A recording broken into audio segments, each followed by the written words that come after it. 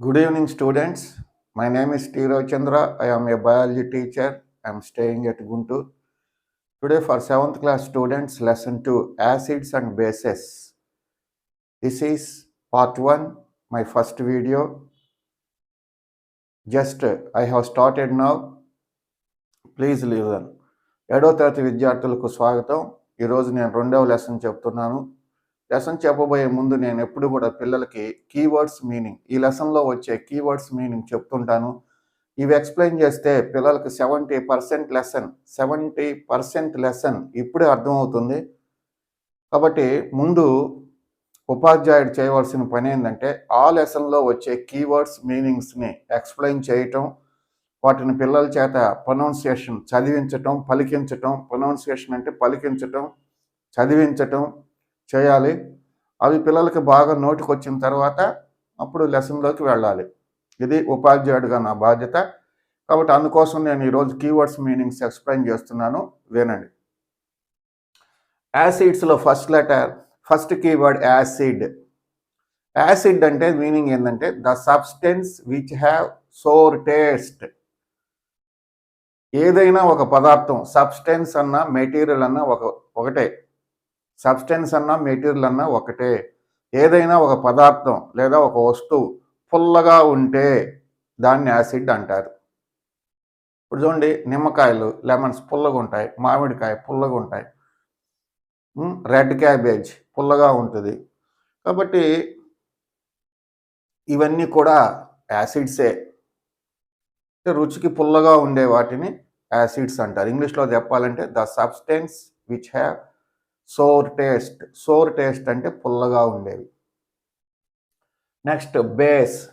Base అంటే the substance is slippery to touch. Slippery to touch, పట్టుకుంటే జారిపోయేటట్లు ఉండాలి.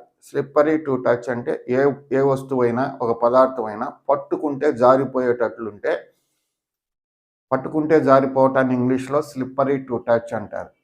ఉంటే వాటిని బేసెస్ అంటారు. అంటే తెలుగులో క్షారాలు అంటారు. ఇందాక చెప్పా కదా, పుల్లగా ఉండే వాటిని యాసిడ్స్ అంటారు. యాసిడ్స్ అంటే ఆమ్లాలు అని అర్థం తెలుగులో. సరే, న్యూట్రల్ సబ్స్టెన్సెస్ అంటే ఏంటి? The substance which neither an acid or base. అంటే ఒక వస్తువు కానీ ఒక పదార్థంలో కానీ యాసిడ్ ఉందా, బేస్ ఉందా? యాసిడ్ కానీ బేస్ కానీ ఏదో ఒకటి ఉంటే వాటిని న్యాచురల్ సబ్స్టెన్సెస్ అంటారు. Neutral substances.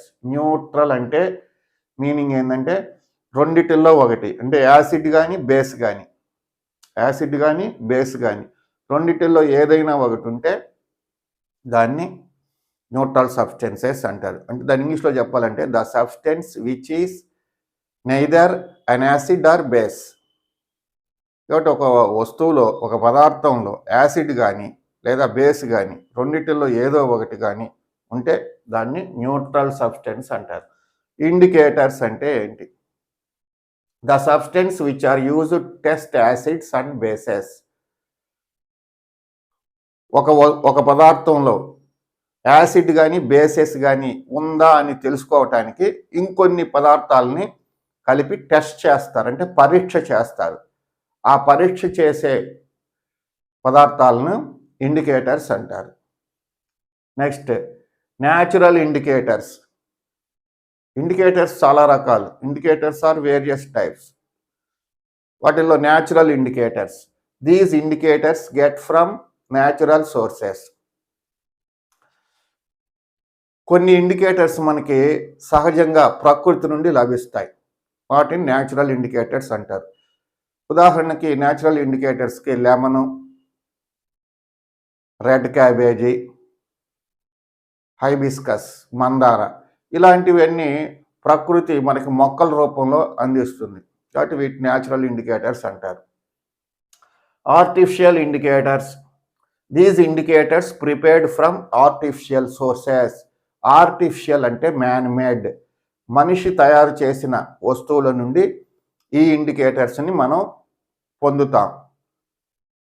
అప్టైన్డ్ అంటే గెట్, పొందుతాము. అంటే కొన్ని ఇండికేటర్స్ని మనం మానవుడు తయారు చేసిన కొన్ని పదార్థాల నుండి పొందుతాం. వీటిని ఆర్టిఫిషియల్ ఇండికేటర్స్ అంటారు. ఆర్టిఫిషియల్ అంటే పేరులోనే ఉంది, మ్యాన్ మేడ్ అని. తర్వాత olfactory indicators. Olfactory అంటే స్మెల్, ఆ పదంలోనే ఉంది పేరు. ఆల్ ఫ్యాక్టరీ అంటే smell. These substances change their smell when acid or bases are mixed to substances. కొన్ని పదార్థాలకి యాసిడ్స్ కానీ బేసెస్ కానీ కలిపితే ఆ పదార్థాల యొక్క వాసన మారిపోతుంది. అలాంటి వాటిని ఆల్ ఫ్యాక్టరీ ఇండికేటర్స్ అంటారు. మరి యూనివర్సల్ ఇండికేటర్స్ అంటే ఏంటి? యూనివర్సల్ ఇండికేటర్స్ అంటే మిక్స్చర్ ఆఫ్ డిఫరెంట్ ఇండికేటర్స్. చాలా ఇండికేటర్స్ని ఒక వస్తువుకి, ఒక సబ్స్టెన్స్, ఒక మెటీరియల్ కలిపినప్పుడు that substance get different colours and different solutions. ఏదైనా ఒక పదార్థానికి చాలా ఇండికేటర్స్ కలిపితే, మిక్స్ అంటే కలిపితే, ఆ పదార్థానికి చాలా రంగులు వస్తాయి. ఆ ద్రావణం చాలా రంగు గల ద్రావణాలుగా ఉంటాయి. అది తర్వాత litmus paper. It is A synthetic indicator which is used to find out gives a substance or acid or base. Synthetic అంటే ప్రిపేర్డ్. ఈ లిట్మస్ పేపర్ అనేది మానవుడితో తయారు చేయబడిన ఒక ప్రత్యేకమైన పేపర్. దీన్ని ఎందుకు ఉపయోగిస్తారు? This is used to test which A substance, acid or bases is present in another substance. ఒక వస్తువులో యాసిడ్ ఉందా, బేస్ ఉందా అని తెలుసుకోవటానికి ఈ లిట్మస్ పేపర్ను ఉపయోగిస్తారు. ఈ litmus paper 2 types, blue litmus paper, red litmus పేపర్లు అని ఉన్నాయి. వాటిని గురించి తర్వాత చెప్తాను. pH scale. pH scale is used to measure the strength of acid or base in a substance. ఒక పదార్థంలో లేదా ఒక వస్తువులో యాసిడ్ యొక్క స్ట్రెంగ్త్, బేస్ యొక్క స్ట్రెంగ్త్, ఈ రెండిటిల్లో ఏదైనా ఒకటి ఉండొచ్చు. అది ఎంత ఉంది అని కొలవటానికి, మెజర్ అంటే కొలవటానికి pH స్కేల్ను ఉపయోగిస్తారు. అంటే ఒక వస్తువులో, ఒక పదార్థంలో స్ట్రాంగ్ యాసిడ్ అంటే strength of acid, strength of base, ఆ యాసిడ్ యొక్క స్ట్రెంగ్త్ అంటే ఆ యాసిడ్ ఎంత బలంగా ఉంది, ఆ బేస్ ఎంత బలంగా ఉంది తెలుసుకోవటానికి pH స్కేల్ని ఉపయోగించి కొలుస్తారు. మెజర్ అంటే కొలవటం. న్యూట్రలైజేషన్ అంటే ఏంటి? When you take an acid and base, both are reaction to each one and formed salt and water. ఒక యాసిడ్ని, బేసెస్ని తీసుకొని రెండింటిని కలిపితే కొన్ని రియాక్షన్స్ జరిగి సాల్ట్, వాటర్ అనే 2 కొత్త పదార్థాలు ఏర్పడతాయి. అలా ఏర్పడటాన్ని న్యూట్రలైజేషన్ అంటారు. సాల్ట్ ఎలా ఏర్పడతాయి? ఇప్పుడు మనం తినే ఉప్పు, ఇవన్నీ ఎలా ఏర్పడతాయంటే acid and base both are reaction to each one, salt and water is formed. ఒక యాసిడ్, ఒక బేస్ 2 రియాక్షన్స్ చెందితే, అంటే రెండింటి మధ్య చర్యలు జరిగితే సాల్ట్, వాటర్ ఏర్పడుతుంది. మరి ఈ రెండింటిల్లో మనకు సాల్ట్ ఏర్పడింది కదా, కాబట్టి సాల్ట్ ఈజ్ ఫార్మ్డ్. కాబట్టి ఆ విధంగా సాల్ట్ ఏర్పడుతుంది. Soap, it is A salt. మనం బట్టలు ఉతుక్కునే సబ్బు, స్నానం చేసే సబ్బు వాడతాం కదా, అది నిజంగా ఒక సాల్ట్తో ఏర్పడింది. లేదా ఫ్యాటీ యాసిడ్స్. ఫ్యాటీ అంటే నూనెల్ని సాలిడ్లోకి మారుస్తారు. గట్టిగా నూనెల్ని, పత్తి గింజల నూనె, ఇలా నువ్వుల నూనె, వేరుశనగ నూనె, ఇలాంటి నూనెలు ఉన్నాయి. వాటిని ఫ్యాట్స్ అంటారు, ఆయిల్స్ అంటారు. వాటిని సాలిడ్లోకి మారుస్తారు. దే టర్న్స్ ఇంటూ సాలిడ్స్, అంటే గట్టిగా వెన్నపూసలాగా మారుస్తారు. ఆ తర్వాత కొన్ని యాసిడ్స్ కలుపుతారు. అందువలన సబ్బుని ఫ్యాటీ యాసిడ్ అనొచ్చు. యాంటీ యాసిడ్ అంటే ఏంటి? యాంటీ యాసిడ్ అంటే ఇట్ ఈజ్ ఏ బేస్. అది ఒక బేస్, అది ఒక క్షారం. It is excess acid is formed in stomach. మన కడుపులో ఎక్సెస్ అంటే అదనంగా, అంటే మన కడుపులో యాసిడ్ ఉండాల్సిన దానికంటే ఎక్కువ అదనంగా ఉంటే అదే కాసేపటికి బేస్గా మారుతుంది. మరి దాన్ని యాంటీ యాసిడ్ అంటారు. మరి యాసిడ్ రైన్ అంటే ఏంది? The rain water contains with little acid. అంటే వర్షం చినుకులు పడుతుంటాయి. ఆ వర్షపు చినుకులు పడ్డప్పుడు కొంచెం యాసిడ్ వెళ్ళి వర్షపు చినుకులో కరుగుతుంది. అంటే little acid is formed with rain water. Now this is called acid rain. Sir, ఆకాశంలో చినుకులు పడుతున్నప్పుడు యాసిడ్ ఎందుకు వెళ్ళి కరుగుద్ది అంటే వినండి. Some factories release smoke. కొన్ని ఫ్యాక్టరీస్ నుంచి పొగ వస్తుంది.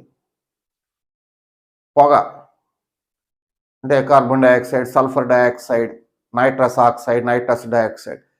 ఈ నైట్రస్ ఆక్సైడ్, ఈ సల్ఫర్ డైఆక్సైడ్స్ ఏం చేస్తాయి? These are gases, they are present in air. ఇవి గ్యాసెస్ గాలిలో ఉంటాయి. కాబట్టి ఇవి వర్షం పడుతున్నప్పుడు ఈ గ్యాసెస్ వెళ్ళి వాటర్తో కలుస్తాయి. అంటే H2O, water drops formula H2O, ఈ గ్యాసెస్ ఫార్ములా SO2. కాబట్టి H2O plus SO2 gives rise H2SO3, sulphurous acid ఏర్పడుతుంది. చివరి యాసిడ్ వచ్చింది కాబట్టి ఇప్పుడు ఈ వర్షపు చినుకుల్లో కొంచెం యాసిడ్ ఉన్నట్టు. కాబట్టి దీన్నే యాసిడ్ రైన్ అంటారు. ఇది పిల్లలు ఈ లెసన్లో వచ్చే కీవర్డ్స్, మీనింగ్స్. కాబట్టి బాగా ఈరోజు చదువుకోండి. నెక్స్ట్ వీడియోలో లెసన్ స్టార్ట్ చేస్తాను. చాలా సులభంగా జాగ్రత్తగా వినండి. ఈ లెసన్ ఒక సిస్టమాటిక్ మేనర్, ఒక క్రమ పద్ధతిలో చెప్పాలి. ఎట్లా అంటే అటు చెప్తే మీకు అర్థం కాదు. కాబట్టి ఎలా చెప్పాలో నాకు తెలుసు. ఆ విధంగానే చెప్తాను. నెక్స్ట్ వీడియోలో కలుస్తాను. ఈ వీడియో నచ్చితే లైక్ చేయండి, సబ్స్క్రైబ్ చేయండి, షేర్ చేయండి. కాబట్టి మీ ఫ్రెండ్స్కి వాట్సాప్ ద్వారా ఈ వీడియోని పంపించండి. Okay children, bye.